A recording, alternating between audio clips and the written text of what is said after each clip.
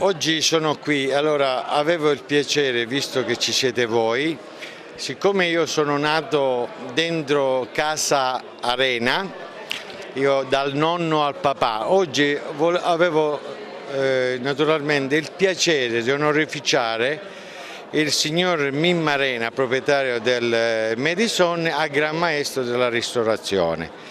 È questo che volevo fare. Il signor Gran Cancelliere lo onorificerà col titolo di Gran Maestro della Ristorazione. Questo era tutto quello che volevo dire, visto che sono nato, ieri ero sotto il papà e il nonno, oggi ho il piacere di onorificare, diciamo, il nipote, no? Il figlio, il nipote del grande del Madison, il signor Mimmo Arena. Congratulazioni, benvenuto in famiglia Imar. Grazie.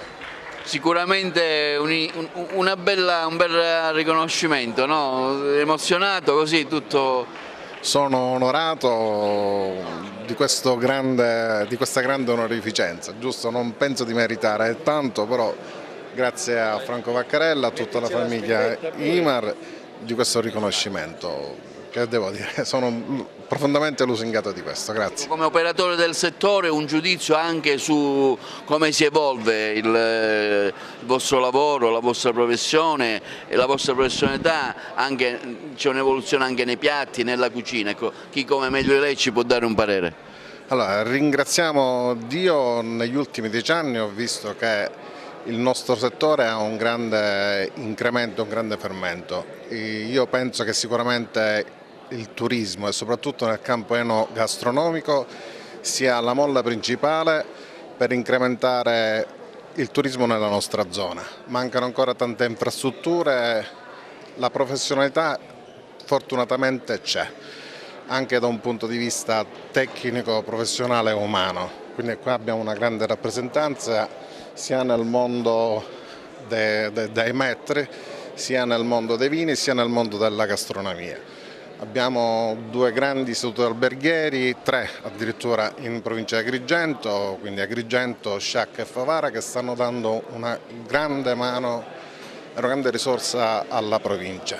Speriamo che questi ragazzi continuino nel loro impegno, perché come loro sapranno noi siamo un po' più avanti con gli anni, è un mestiere che richiede grandi sacrifici, grande caparbietà, grande impegno e soprattutto grande amore per questo lavoro, perché senza amore questo lavoro non si può fare. Rinunziare a quello che sono, loro me ne possono essere testimoni, rinunziare a quello che sono la famiglia, le feste, la vita personale, la vita privata, se non c'è amore per questo mestiere non si può fare. Quindi speriamo che anche qui possa nascere questo amore per questo mestiere e portare un po' di lustro alla nostra terra di Sicilia.